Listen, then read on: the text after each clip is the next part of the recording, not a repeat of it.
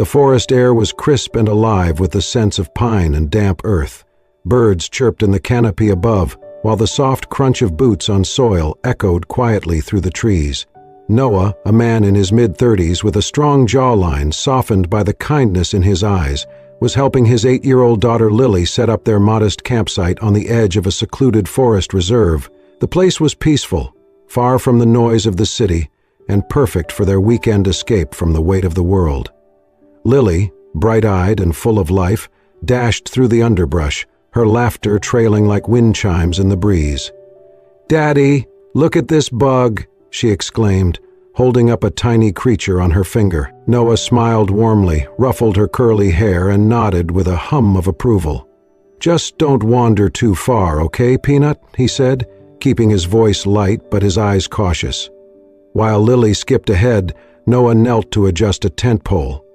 That was when he heard it, faint, almost blending with the rustling leaves. A voice.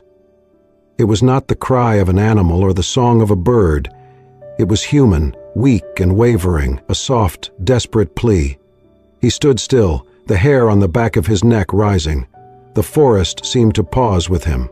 He heard it again, clearer this time. "Help!" Noah straightened up, his instincts kicking in. "Lily, stay close," he called, then turned toward the direction of the sound. He moved carefully, brushing past low-hanging branches, the undergrowth tugging at his jeans. The voice guided him deeper into the forest until he came to a small clearing shrouded in shadow, the sunlight barely piercing through the thick canopy. There, against the gnarled trunk of an old oak, was a woman. She was slumped, her white dress dirtied and torn, stark against the dark soil. It took Noah a second to register what he was seeing. She was in a wedding dress, her arms pulled awkwardly behind her. Chains clinked softly with every movement. Her wrists and ankles were bruised, raw and bleeding. Strands of her dark hair clung to her tear-streaked face. Her eyes, wide and terrified, met his. "My God!" Noah muttered, rushing forward. He dropped to his knees beside her, careful not to startle her. Hey, it's okay. I'm here now. My name's Noah. What happened? Who did this to you?" The woman's lips trembled, her voice a fragile thread. "Irina. My name is Irina. Please, you have to get me out of here." Noah reached for the chains, inspecting them. They were heavy and rusted, but clearly strong. "I need something to break these," he said. "Do you know who did this to you?" She nodded slowly, her breath catching. "Yes. They said I was running from destiny, that I had to marry him, that if I refused, I'd pay the price." Noah's brows drew together in concern. Who? Who are they? His family. They're old, powerful. He's rich, very rich, but twisted. I ran on the day of the wedding. They hunted me down, like an animal. Noah felt his stomach churn. This was not just some bizarre accident. This was something darker. He glanced over his shoulder, as if expecting someone to step out of the trees at any moment. "I have a daughter nearby," he whispered. "I need to get you out of these chains, and we need to get out of here fast." Irina shook her head, her voice dropping to a harsh whisper. "No, if you make noise, if you let them hear, they'll find us both. They're watching. Always watching." Noah looked into her eyes, seeing not just fear but a depth of trauma that made his chest tighten. "I won't let that happen," he said firmly. "I promise." He pulled out his multi-tool, the only thing he had on him. It was not meant for this kind of job, but he began working at the chains anyway, his fingers steady despite the rising tension. Irina's breathing grew rapid. She clutched at the base of the tree with her free hand. "Please, you do not understand. If they find me, they will drag me back, like a beast, like a caged animal." Her voice cracked on the last word, and Noah's hands paused. Her fear was real, tangible, not just of pain, but of complete loss, of self, of freedom, of hope. "I'm not going to let them take you," he said, softer this time. "But you have to trust me. Can you do that?" She nodded, tears slipping silently down her cheeks. Noah worked faster now, the metal biting back at his hands. The forest felt thicker around them, the silence oppressive. Every snap of a twig made them both jump, but Noah did not stop. He would not stop. because this woman, chained and bloodied, was not just a stranger anymore. She was someone's daughter, someone's friend, and now she was under his protection. And in the distance, Lily's laughter floated faintly through the trees, innocent, untouched. Noah glanced toward the sound and then back at Irina. Time was running out. Noah drove with one hand on the wheel and the other resting gently on the passenger seat, where Irina sat, wrapped in his jacket, silent and trembling. The truck bounced gently along the dirt road leading away from the forest, the sky outside turning a soft amber as the sun began its descent. Lily, buckled in the back seat, watched Irina with a quiet curiosity, sensing something different about this woman her father had just rescued. The drive to the farm felt longer than usual, heavy with unspoken fears and questions, but Noah kept his eyes forward, glancing at Irina only when the truck's headlights flickered against her pale skin, catching the shimmer of dried tears and bruises. When they arrived, Noah helped her into the house, guiding her gently to the couch in the cozy living room. The farmhouse was modest but warm, filled with wooden furniture, framed pictures, and the soft scent of cinnamon from the potpourri Lily liked to scatter around. "I'll get the first aid kit," Noah said, leaving her for a moment. Irina sat still, her fingers digging into the jacket's sleeves, eyes darting around the room as if she still expected someone to burst through the door. The room was too calm, too safe. It was almost unfamiliar. When Noah returned, he knelt beside her with practiced care. As he cleaned and dressed the wounds on her wrists and ankles, Irina flinched but said nothing, only watching him with cautious eyes. "You're good at this," she murmured, her voice hoarse. "I used to be a medic before—" He trailed off, taping down the last bandage. "Before you became a millionaire?" she asked, a hint of dry humor cutting through the fear. Noah chuckled softly. "Yeah, life's strange like that. What about you? What's your story?" Irina exhaled deeply, resting her head against the back of the couch. "I was supposed to marry a man named Thomas," she said, her voice low and even. "Comes from old money. Very old. He is powerful, connected in ways most people cannot imagine. I thought I could just leave when I said no, but they made it clear my refusal was an insult." She paused, fingers clenching. "They came for me the night before the wedding, said I had to learn obedience, that he chose me, and no one says no to a Langston." Noah's brows knit together. He knew the Langston name, real estate tycoons, whispered about in business circles, feared more than admired. "They change you like an animal," he said, voice low with anger. Irina nodded. "They said it was symbolic, that I needed to understand my place." Silence settled over them again, heavy and painful. Lily, sitting cross-legged on the floor with her favorite picture book, looked up and smiled at Irina. "You're really pretty," she said shyly. Irina blinked, surprised. "Thank you, sweetheart." Lily crawled closer, offering a flower she had picked earlier from the forest. "This is for you. I thought it looked lonely all by itself, but now it has a friend." Irina stared at the flower in her hand, her lips parting slightly. It was a small yellow wildflower, its petals slightly torn. Still, it was beautiful. "Thank you," she whispered, her voice catching. Noah watched as Irina's eyes shimmered. There was something raw and vulnerable in that moment, something he recognized. The ache of being wanted for who you are, not for what you can offer. The comfort of a child's simple, unconditional acceptance.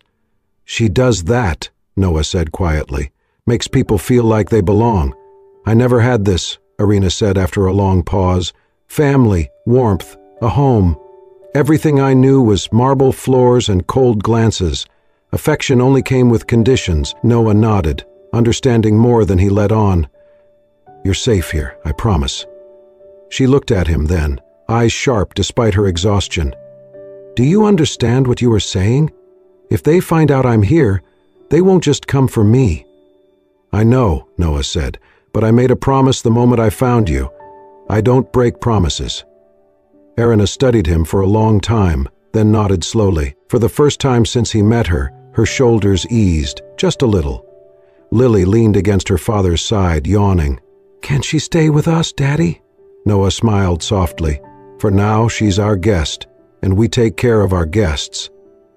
Irina looked at Lily again, this tiny symbol of love and resilience, and something inside her began to shift. For the first time in a long time, she allowed herself to hope. The days that followed brought calm but never true peace. Irina never removed her shoes. No matter how soft the rug, how warm the sun that spilled through the farmhouse windows, she kept her sneakers laced tight, mud-crusted, ready. At night, while Noah read bedtime stories to Lily, Irina sat near the window, eyes flicking to the tree line beyond the fence. She memorized every creak of the floorboards, every shadow the moon cast on the porch, every shadow the moon cast on the back door, the garage, the shed behind the barn. She cataloged each as a potential escape route. She was not delusional nor paranoid in the traditional sense. She was surviving. Her mind, sharp and methodical, operated like a soldier's in enemy territory. She counted the minutes it took to reach the truck from every room. She slept in short bursts, her back always to a wall. At any sudden noise, her eyes snapped open, breath held until the silence returned. Noah noticed, but he said nothing. Instead, he built around her a quiet sanctuary, no questions, no pressure, just warmth, patience, coffee left on the kitchen table, clean towels folded on the bathroom counter, a stocked pantry, a ready smile. He wanted her to heal, not hurry, and slowly, Irina responded. She did not flinch when Noah passed her a plate. She no longer stiffened when Lily crawled into her lap with a drawing. She began helping with breakfast, folding laundry, even humming faintly as she cleaned dishes by the sink. Trust was a fragile thing, but it was forming, layer by layer. One evening, the sky painted in strokes of lavender and gold. Lily asked if she could feed the chickens. Noah nodded from the porch.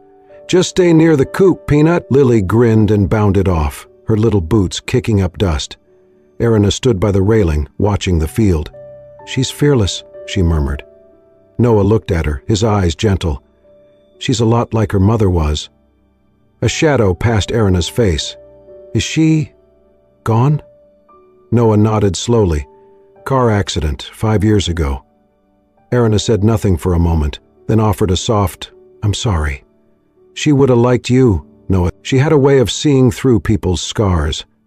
Irina looked down at her hands, then to the horizon, where Lily's figure bounced in the tall grass. Minutes passed.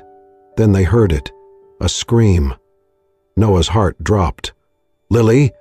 He sprinted down the steps, Irina just behind him, but when they reached the coop, Lily was not there. She was right there," Noah muttered, his voice tight. "Lily," Irina screamed, her voice slicing through the still evening air. She began running, frantically darting between trees, around the shed, her breathing erratic. "Lily, answer me!" Noah tried to calm her. "Irina, wait!" She might have gone back around, but Irina could not hear him. Her hands clawed at shrubs, eyes wild. "No, no, no, not again!" "Irina!" Noah grabbed her shoulders. "Look at me!" She struggled against him, sobbing. "They took her, just like they took my sister. She was only 10. They said she wandered too far and she never came back, and I could not save her. The floodgate broke. Noah froze, realization hitting him like a punch to the chest. Irina collapsed to her knees, her cries raw and unfiltered, hands in her hair. "I cannot do this again. I cannot lose another child. I promise you," Noah said, kneeling with her. "We're going to find her. But you're not alone, not this time." Just then they heard it, a rustle, then a soft, guilty voice. "I'm sorry." Lily emerged from behind a haystack, her arms wrapped around a stray kitten she had been chasing. Irina let out a shuddering sob of relief. She rushed forward, wrapping Lily in her arms, holding her so tightly the girl squeaked. "I was just trying to save her," Lily whispered. "She was cold." Irina nodded against her, tears falling freely. "You're safe. You're safe. Thank God." Noah watched as Irina clung to his daughter like she was the last solid thing in a collapsing world. In that moment, something unspoken passed between them. He saw her, not just the fear, but the loss beneath it, the depth of her scars. And for the first time, he truly understood. Irina was not just running from captivity, she was running from grief. The farmhouse was quiet, bathed in the warm, flickering glow of firelight. Outside, the wind whispered through the trees, but inside, a calm stillness had settled. Lily had fallen asleep on the couch, curled up beneath a blanket with the stray kitten now named Clover nestled beside her. Noah and Irina sat in the kitchen, nursing mugs of tea. The steam curled upward, but neither of them moved to drink. Something hung in the air, unspoken, waiting. Irina stared at her reflection in the darkened window, her voice soft but steady. "You should know everything. You deserve to." Noah looked at her, silent, letting her lead. "Thomas Langston," she began, her fingers tightening around the mug, "is not just some spoiled heir. He is a man who has spent his entire life buying what he wants, and what he wanted was me." Her tone was devoid of drama, almost clinical. "I was 22. My mother had just died. I was alone, no family, no job. Thomas saw me at a gala I worked at as a server. He offered help, opportunity, said he saw potential in me." She gave a hollow smile. "What he saw was obedience." She paused, then continued. "At first, it was subtle. He gave me a place to stay, hired me a stylist, said it was all part of a mentorship. But soon, I had to ask for permission to leave the house. Friends disappeared. My phone was monitored. He would remind me, 'I saved you. I made you. Without me, you're nothing.'" Noah's jaw tensed. "That's not love. That's a prison." Irina nodded. "He used legal contracts, NDAs, property transfers, to tie everything back to him. Even my clothes were registered as his assets. When I tried to leave the first time, he had his lawyers threaten me, told me I'd disappear like others who forgot their place. And I believed him." Noah leaned forward. "Why you?" She hesitated, then answered. "Because I said no to him once, and Thomas Langston doesn't accept no. That made me his mission." A long breath escaped her. 2 years. I lived under cameras, guards, threats. He would shower me with gifts, then remind me I was nothing without him. The engagement was announced without asking me, the wedding date set. I played along because I was scared. She looked Noah dead in the eyes. "But the morning of the wedding, I saw my reflection in that dress. I saw a stranger, and something snapped. I ran. I knew I would not survive if I stayed." Noah swallowed hard, the weight of her words hitting like a stone. "And that's when they caught you?" She nodded. "In the woods. I tried to get to a bus station. I had a fake ID, cash hidden, but someone tipped them off. They dragged me back. I think they were going to keep me hidden until after the wedding and force a photo op, make it seem like I agreed after all." She closed her eyes. "I managed to slip the cuffs when the guards left. I ran again. That's when you found me." Noah reached across the table, gently placing his hand over hers. "You do not ever have to go back." Tears welled in her eyes. "You do not understand. Thomas will not stop. He will hunt me and anyone who helps me. He needs to make an example of me. I'm the bride who got away. That's not a story he can let exist." "I do understand," Noah said, voice firm. "I know what men like him are capable of. But I also know this, he has never met someone like me, and I will not let him win." Irina looked at him, emotion flooding her features. "Why? Why risk everything?" "Because you are not a possession," Noah said. "You're a person. And more than that, you're someone Lily already loves, someone I care about." Her breath caught. She looked away, then back at him, as if trying to hold the moment still. "I don't want to pull anyone down with me," she whispered. "I've spent so long running, expecting betrayal at every turn, but if there is anyone who has made me believe in people again, it's you." Noah's heart clenched. "I'm not a savior," he said, "but I will stand beside you, whatever comes. That's a promise." She nodded, the tear finally falling. And in the silence that followed, something shifted between them. Something powerful, fragile, and unbreakable all at once. The days stretched into weeks, and the stillness of the countryside wrapped Irina in a kind of peace she had never known. The farmhouse, once unfamiliar and full of shadows, began to feel like a home. She no longer slept with her shoes on. The doors were still locked, but she no longer checked them 5 times a night. Slowly, she began to breathe again, not in fear, but in rhythm with the wind through the fields and the quiet hum of life around her. Noah gave her space, never rushing her, never asking for more than she was ready to give. He simply made her coffee in the morning, left a flower from the garden at her place at the table, smiled when she laughed. And she had begun to laugh, soft, uncertain at first, but real. Lily adored her. They spent afternoons in the kitchen, where Irina taught the girl to bake chocolate chip cookies, her hands covered in flour as Lily giggled beside her. She started planting a garden behind the house. At first, it was just herbs, basil, mint, rosemary. Then came tomatoes, beans, and peppers. Noah helped her dig the soil, and Lily painted the plant markers with bright colors. The garden, like Irina, began to grow roots. One evening, as the 3 of them sat on the porch watching the fireflies blink across the fields, Irina turned to Noah. "I never thought I could feel this again. Not peace, not joy, not this." Noah looked at her, his voice gentle. "Neither did I." There was a quiet between them, thick with unspoken thoughts. Finally, Noah broke the silence. "I haven't told you everything," he said. "About me, about Lily's mom." Irina tilted her head, waiting.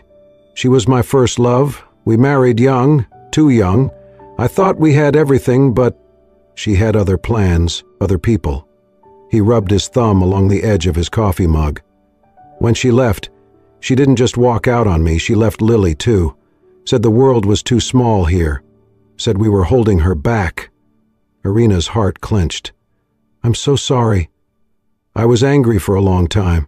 Not just at her, but at myself, for not seeing it, for believing in something that wasn't real." He glanced at her, his eyes soft. "I stopped trusting women, stopped letting anyone get close." "But you let me in," she whispered. "I did," he said, "because you didn't ask to be here, because you were honest, even when it hurt, and because I see you, not what happened to you, just you." Tears welled in her eyes, but she smiled through them. "And I see you too, Noah." That night, they lingered on the porch long after the stars had come out, their hands brushing as they sat side by side, not needing to rush the moment, just letting it unfold. But peace, as they both knew, is a fragile thing. A few days later, just before sunset, a delivery truck pulled into the driveway. Noah stepped out to greet the driver, who handed him a white garment bag and a small ivory envelope. "It's for Miss Irina," the man said, then drove away. Noah frowned, the weight of the bag familiar and wrong. He brought it inside and found Irina in the kitchen with Lily, pulling a tray of cookies from the oven. The smell of vanilla and chocolate filled the room. "This just came for you," he said, setting the items on the counter. Irina's smile faltered the moment she saw the bag. Her hands began to tremble. She reached for the envelope first. It was sealed with a wax stamp, the Langston family crest. Her name was written in looping, elegant handwriting she recognized all too well. With trembling fingers, she opened it. A single card slid out, but read, "You can play house in the dirt for as long as you want, but you know how this ends. You belong to me. Try to run again and I will chain you in front of the world. Consider this your wedding dress. Round 2. Irina stared at the letter as her breath caught in her throat. Then, almost mechanically, she unzipped the garment bag. Inside was a new wedding dress, sleek, luxurious, the exact style she had once described in passing to Thomas years ago. He had remembered, he had waited, and now he was reminding her. She was still his. The room blurred. Her knees gave out. Noah caught her before she hit the floor. "I've got you," he whispered, holding her against his chest. She clutched the letter, her body racked with sobs. "He's never going to stop," she cried. "He'll find me. He'll hurt you. He'll take everything. I thought I could start over, but I was wrong. I was so wrong." Noah pulled her closer, his voice firm. "No, Irina, you are not his. You are not property. You are not powerless. We will face this, together." "But you have a child," she whispered. "You have everything to lose." He touched her face gently, lifting her chin until their eyes met. then let me lose it for the right reason. And in that moment, wrapped in his arms, tears on her cheeks, Irina felt her heart, damaged, guarded, worn, begin to beat with hope again. The morning sun streamed through the lace curtains, casting golden shapes on the farmhouse floor. Irina stood by the window, clutching a mug of cold tea. She was not watching the sunrise. She was staring down her past. "I'm not going to run anymore," she said quietly, her voice stronger than it had been in years. Noah approached and placed a steady hand on her shoulder. "Are you sure?" She turned to face him. "Running never set me free. It only kept me alone. If I want to truly live, if I want Lily to grow up knowing the truth, I have to stop hiding. I want him exposed. I want people to see who he really is." And so, with the help of Evelyn Cartwright, Noah's friend and a fierce attorney known for toppling giants, they built a plan. Irina would invite Thomas to the farmhouse, pretending to surrender. Wearing a hidden recording device, she would push him to confess. Officers would wait just outside, ready the moment they had what they needed. It was dangerous. But Irina was done being afraid. The day arrived. Irina wore a soft sweater and jeans. Her hands trembled beneath the table, but her face was calm. Lily had been sent to safety. Evelyn waited in the corner, her phone connected to the feed. Noah remained close, watching with quiet strength. At noon, a sleek black car rolled up the dirt road. Out stepped Thomas Langston, immaculate, confident, cold. Irina met him on the porch. "Irina," he said smoothly, spreading his arms. "You look rustic." She didn't flinch. "You came alone?" He smirked. "Do I need backup to talk to my fiancé?" "We were never engaged," she said firmly. Thomas shrugged, stepping closer. "I forgive you. You're scared. This whole act, this farm life, you'll get over it." He reached for her hand. She stepped back. "You do not get to forgive me," she said. "You caged me, controlled me. That's not love, it's obsession." Thomas's expression darkened. "Everything I gave you, every dress, every diamond, that was me caring for you.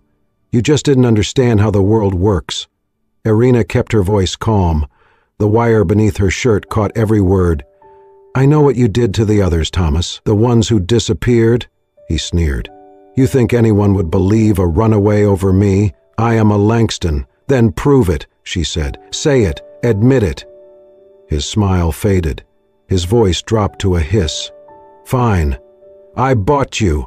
I bought your life. And if you ever pull something like this again, I'll bury you so deep the world will forget you existed."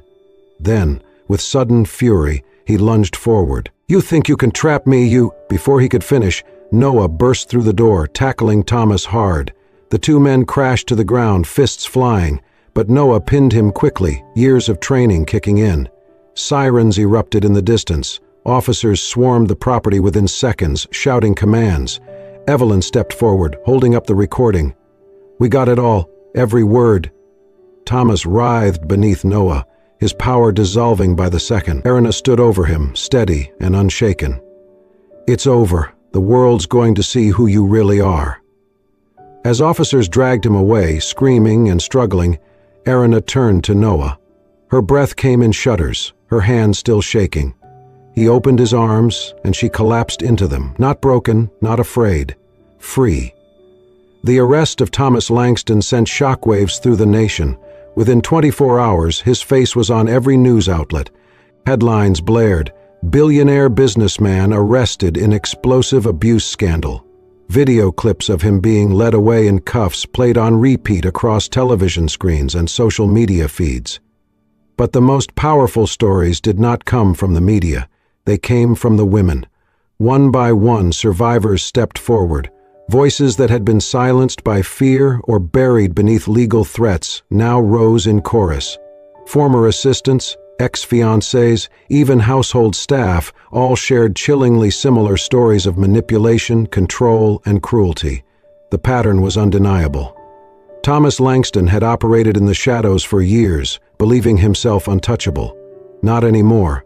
Thanks to the recording, Irina risked everything to capture. The legal case against him was airtight. Evelyn, the attorney, worked tirelessly to secure not just protection for Irina, but rights for every survivor involved. Irina was granted full anonymity in the proceedings, a legal shield that allowed her to speak without fear of retaliation. She also retained the right to press civil charges, should she choose to. But more than legal victories, what Irina gained was peace. Life on the farm returned to its gentle rhythm. The garden she once planted in cautious silence now bloomed in vibrant rows. She walked barefoot on the porch in the morning sun, humming to herself as she made breakfast, and every day Lily raced to her side with drawings, stories, and flower-covered fingers from their latest kitchen adventure. "You're not scared anymore," Lily said one morning, peeking up at Irina with wide eyes. Irina knelt beside her, brushing a curl from her cheek. "No, sweetheart, I'm not." "Good," Lily said, hugging her tightly, "because I like this Irina best." Noah watched the exchange from the doorway, his heart swelling with a quiet joy he had not felt in years. Irina was not just healing, she was blooming, and in the quiet way of real love, his feelings had deepened with every day she stayed. There were no grand declarations, no burning confessions, just steady, certain steps toward each other, until they were no longer walking side by side, but hand in hand. The two of them carried it in silence as they walked in the park. For them, this was where the soul burned, hand in hand. Then, one evening, just as the sun dipped low and painted the sky in soft peach and lavender, Irina called Noah to the old oak tree near the garden. It was the same tree where, months ago, she had planted her first seeds with trembling hands. Now, it stood tall and serene, a silent witness to all that had passed. Noah approached, curious, wiping his hands on his jeans. Irina was standing beneath the branches, holding something small in her fingers. Her expression was calm, but her eyes shimmered in the fading light. "I want to show you something," she said. He stopped in front of her, and she gently took his hand. From her pocket she pulled a piece of old rope, frayed, weathered, and unmistakable. Noah froze, recognizing it immediately. "It's from the chains," she said softly. "The ones you cut when you found me. I kept a piece." He stared at it, his throat tightening. "I kept it," she continued, "not to remember the pain, but to remember the moment I chose to fight, to run, to live." Her voice trembled slightly, but she smiled. "And today, I want to turn it into something else." She looped the rope around his wrist, tying it gently. Her hands didn't shake. "Noah," she said, eyes never leaving his, "you found me when I was broken. You saw me not as a victim, but as someone worth saving. You gave me space to heal and the love to believe again.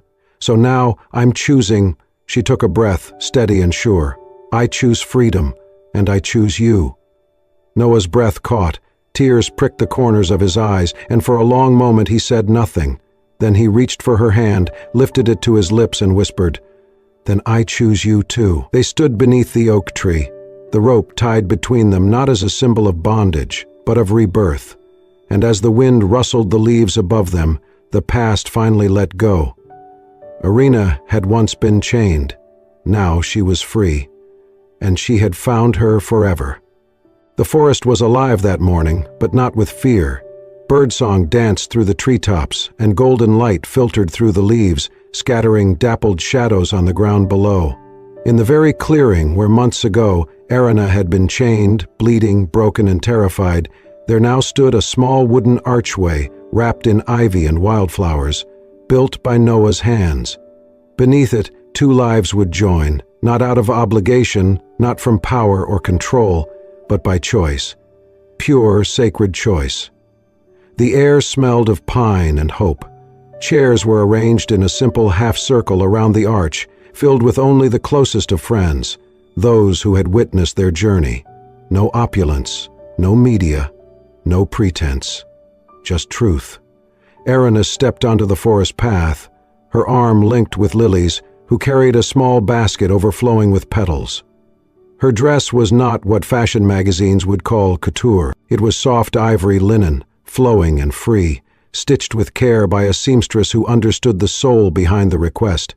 The dress moved with her, light and graceful, reflecting the woman she had become, grounded, radiant, and whole.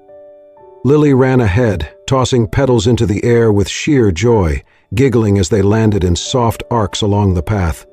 "Hurry, Irina," she called over her shoulder. "Daddy's waiting." Irina laughed, her voice clear and bright, the kind of laugh she never thought would live in her again. Each step forward was a silent triumph. Every tree that once loomed as a witness to her pain now stood as a testament to her healing. At the end of the aisle stood Noah, in a simple shirt and vest, his eyes never leaving hers. When their gazes met, everything else fell away. He took her hand as she reached him, and they stood beneath the arch in silence for a moment, just breathing, just smiling. Then Irina turned to their small gathering, her voice steady but full of emotion. "There was a time," she began, "when I believed freedom was just about escape, about distance, about running fast enough so no one could catch me." She looked around, her eyes pausing on the tree where the rusted chains had once hung. "But I learned something here," she continued. "I learned that true freedom isn't running, it's choosing. Choosing to love even when your heart has known hurt, choosing to trust even after betrayal, choosing to stay when every fear tells you to leave." She turned to Noah, her hand finding his. "I choose you," she said, "not because I need saving, but because when I saved myself, you were there, waiting with open arms. You taught me that the past may shape us, but it does not define us, and that love, real love, is not possession, it's partnership. It's peace." Noah's voice was thick with emotion as he replied, "And I choose you, not in spite of your past, but because of your strength, your truth, your fire. You've taught me how to believe again, in love, in loyalty, in something that lasts." Lily clapped and cheered, running to hug them both before the final words were spoken. When the vows were complete, when the first kiss as husband and wife had been shared beneath the canopy of the forest, the guests rose in applause. But for Irina and Noah, the loudest sound was their hearts beating together, finally unchained. The sun climbed higher, spilling warm light through the branches as the small gathering moved into a quiet celebration. There was no band, no ballrooms, just a wooden table laid with simple food, laughter echoing through the woods, and the soft strum of a guitar played by one of Noah's old friends. As the sun dipped lower, casting the clearing in amber, Noah helped Irina onto the back of a chestnut horse, Lily already perched in front. He climbed up behind them, wrapping his arms around the two women who had come to mean everything. With a gentle nudge, the horse stepped forward, hooves crunching over leaves and memories. They rode slowly through the forest, past the old oak tree, past the shadows that once swallowed Irina whole. But this time, the darkness did not feel threatening. This time, light streamed through every corner. Irina leaned into Noah's chest, her hand holding Lily's. She had been chained, she had been hunted, she had been hurt. But now she was free. And freedom had never looked more beautiful. As the final rays of sunlight kissed the forest floor and the sound of hooves faded gently into the golden hush of evening, one truth remained. Love, when chosen freely, becomes the most powerful force of all. Irina's journey was not just about survival. It was about reclaiming her voice, her life, and her heart.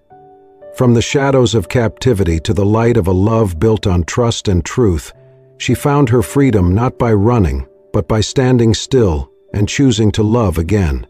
And in doing so, she didn't just change her story, she wrote a new one. If this story touched your heart, made you believe in hope, or reminded you that healing is possible, I hope you enjoyed this thrilling journey. On a scale of 1 to 10, how would you rate this story? Let me know in the comments below. Your feedback inspires more epic tales.